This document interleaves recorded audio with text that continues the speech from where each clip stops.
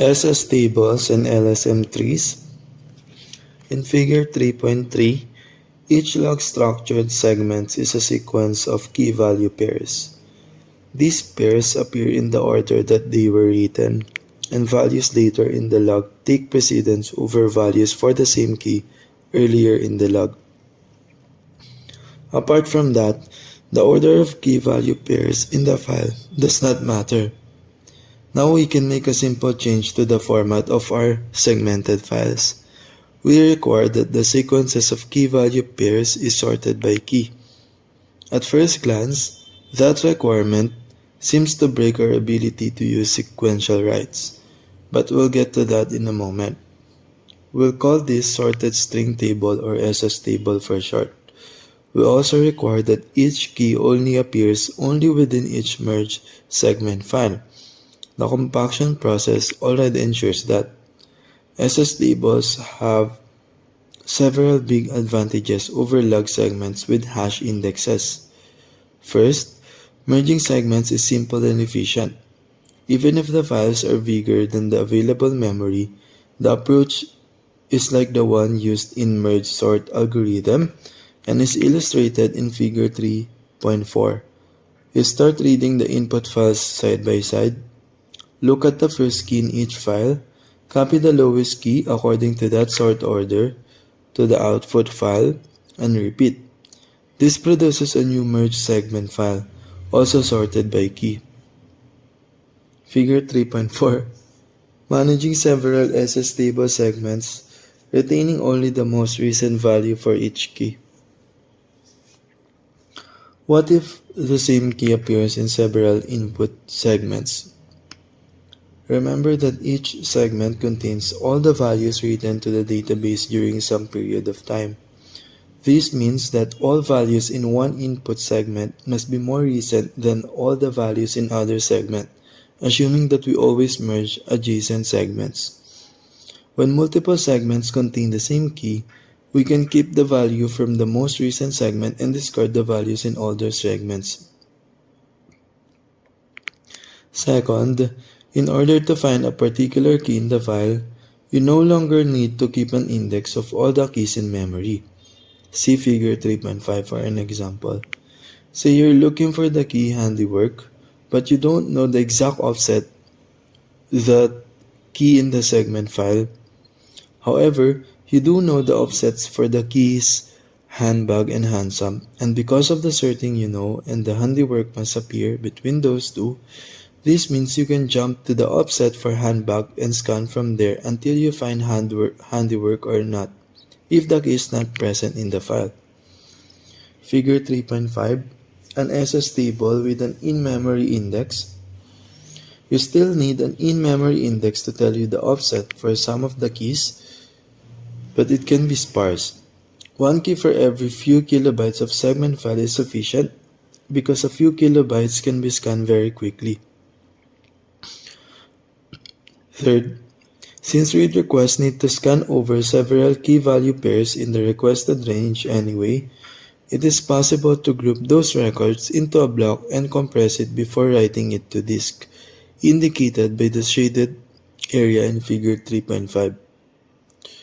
Each entry of the sparse in-memory index then points at the start of a compressed block.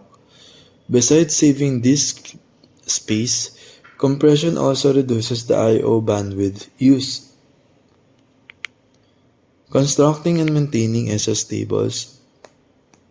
Fine so far, but how do you get your data to be stored by key in the first place?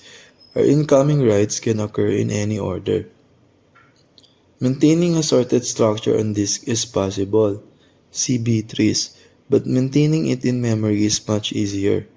There are plenty of well-known tree data structures that you can use, such as block trees or AVL trees. With these data structures, you can insert keys in order and read them back in sorted order. We can now make our storage engine works as follows. When a write comes in, add it to an in-memory balanced tree data structure, for example a red block tree. This in-memory tree is sometimes called a mem table. When the mem table gets bigger than some threshold, typically a few megabytes, write it out to a disk as an SS table file. This can be done efficiently because the tree already maintains the key value pairs sorted by key. The new SS table file becomes the most recent segment of the database. While the SS table is being written out to disk, writes can continue to a new memtable instance. In order to serve a read request, first try to find key in the memtable, then in the most recent on this segment, then in the next older segment, etc.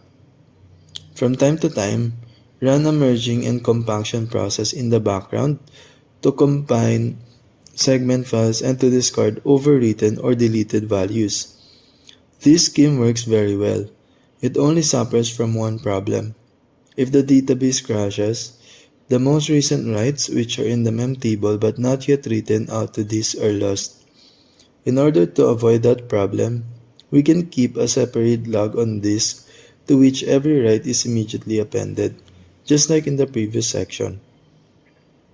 That log is not in sorted order, but that doesn't matter because its only purpose is to restore the memtable after a crash. Every time the memtable is written out to an SS table, the corresponding log can be discarded.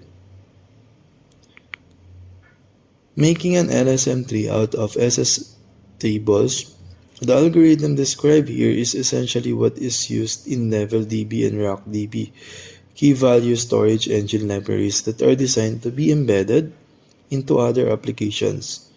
Among other things, LevelDB can be used in Riak as an alternative to Bitcache.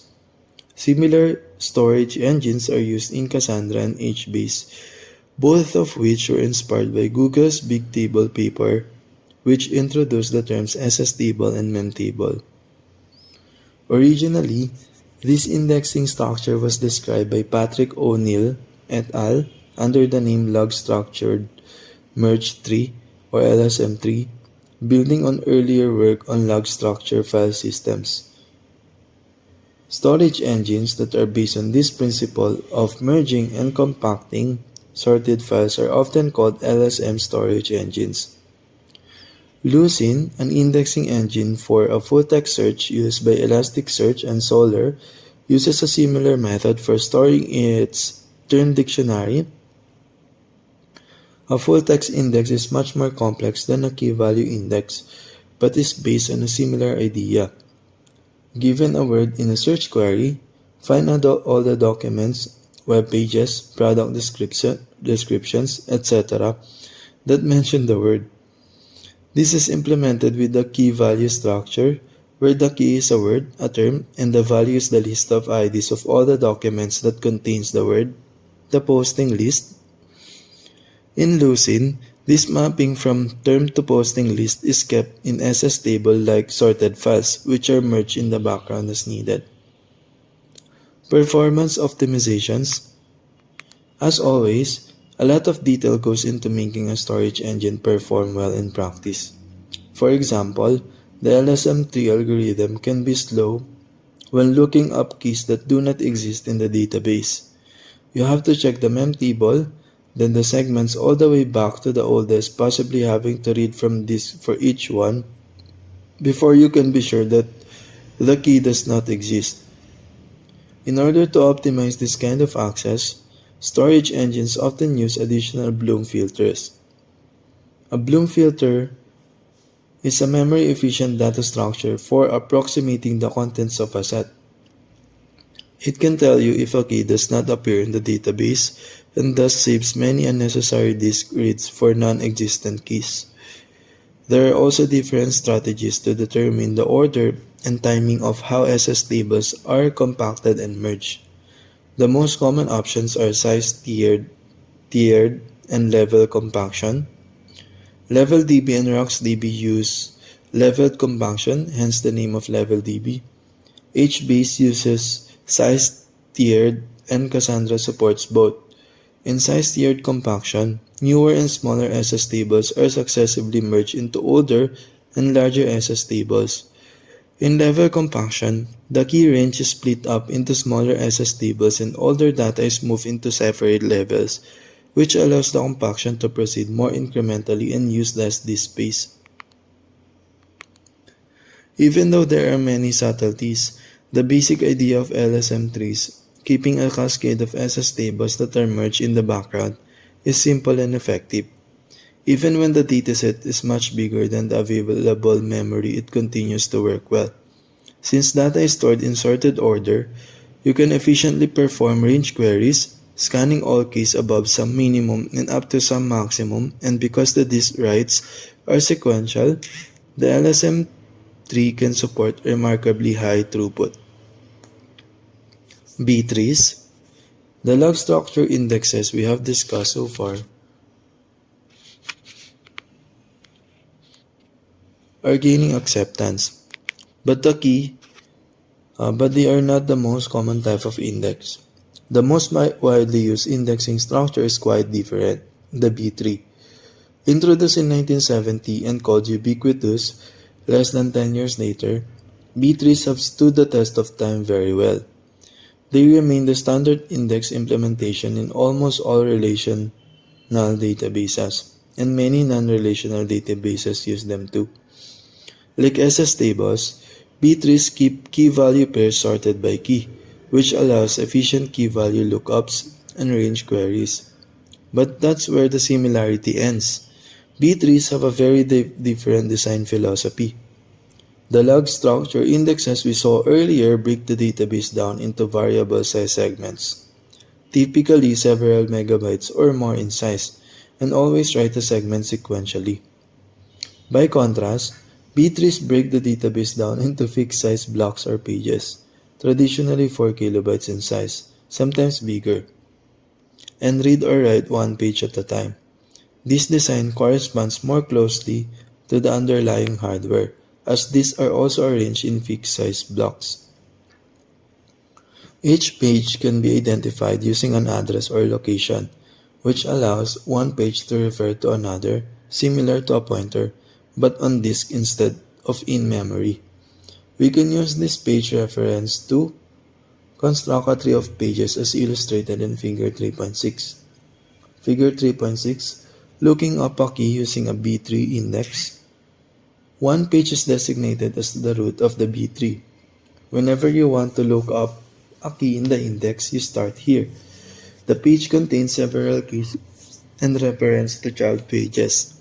Each child is responsible for a continuous range of keys, and the keys between the references indicate where the boundaries between those ranges lie. In the example in Figure 3.6, we're looking for the key 251. So we know that we need to follow the page reference between the boundaries 200 and 300. That takes us to a similar looking page that further breaks down the 200 to 300 page into subranges.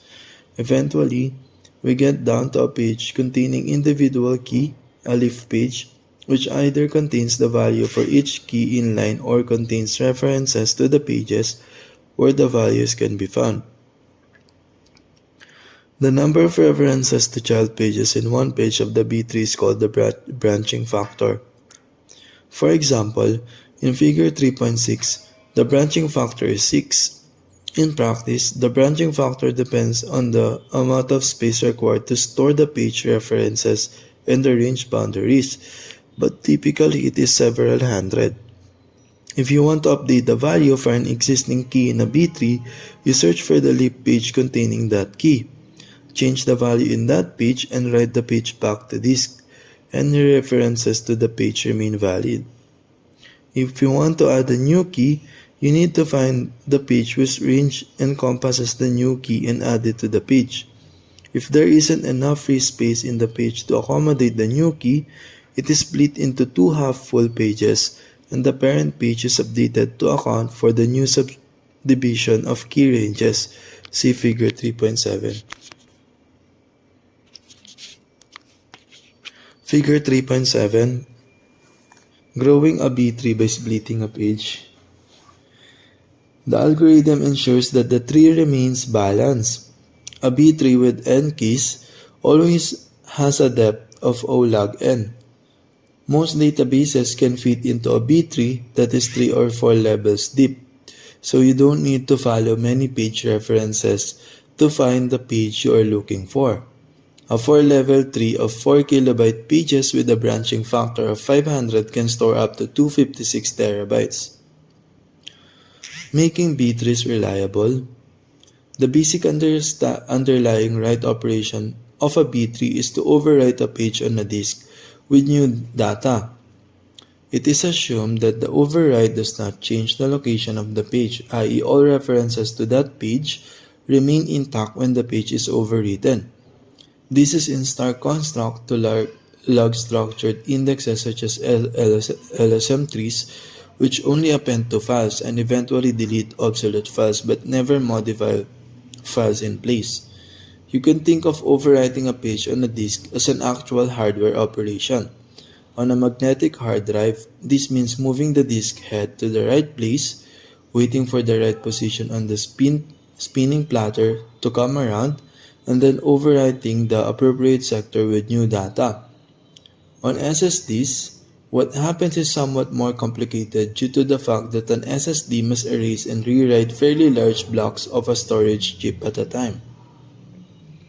Moreover, some operations require several different pages to be overwritten. For example, if you split a page because an insertion caused it to overfull, you need to write the two pages that were split and also overwrite their parent page to update the references to the two child pages. This is a dangerous operation because if the database crashes after only some of the pages have been written, you end up with a corrupted index, i.e. there may be an orphan page that is not a child of any parent. In order to make the database resilient to crashes, it is common for B-tree's implementation to include an additional data structure on disk, a write-ahead log, WAL, also known as a RELO log. This is an append-only file to which every B-tree modification must be written before it can be applied to the pages of the tree itself. When the database comes back after a crash, this log is used to restore the B-tree back to consistent state. An additional complication of updating pages in place is that careful concurrency control is required if multiple threads are going to access the B-tree at the same time. Otherwise, a thread may see the tree in an inconsistent state. This is typically done by protecting the tree's data structure with latches, lightweight locks. Log structure approaches are similar in this regard because they do all the merging in the background without interfering with incoming queries and automatically swap old segments for new segments from time to time. B-tree optimizations. As B-trees have been around for so long, it's not surprising that many optimizations have been developed over the years, to mention just a few. Instead of overwriting pages and maintaining a wall for crash recovery, some databases like LMDB use a copy-on-write scheme. A modified page is written to a different location and a new version of the parent pages in the tree is created, pointing at the new location. This approach is also useful for concurrency control, as we shall see in snapshot isolation and repeatable read. We can save space in pages by not sorting the key but abbreviating it, especially in pages on the interior of the tree. Keys only need to provide enough information to act as boundaries between key ranges. Packing more keys into a page allows the tree to have a higher branching factor, and thus fewer levels. In general, pages can be positioned anywhere on disk. There is nothing requiring pages with near B key ranges to near B on disk. If a query needs to scan over a large part of the key range in sorted order, that page-by-page layout can be inefficient because a disk seek may be required for every page that is read. Many B-tree implementations therefore try to lay out the tree so that leaf pages appear in sequential order on disk. However, it's difficult to maintain that order as the tree grows. By contrast, since LSM trees rewrite large segments of the storage in one go during merging, it's easier for them to keep sequential keys close to each other on disk. Additional pointers have been added to the tree. For example, each leaf page may have references to its sibling pages to the left and right, which allows scanning keys in order without jumping back to parent pages. P3 variants such as fractal trees borrow some log-structured ideas to reduce leak-seek, and they have nothing to do with fractals.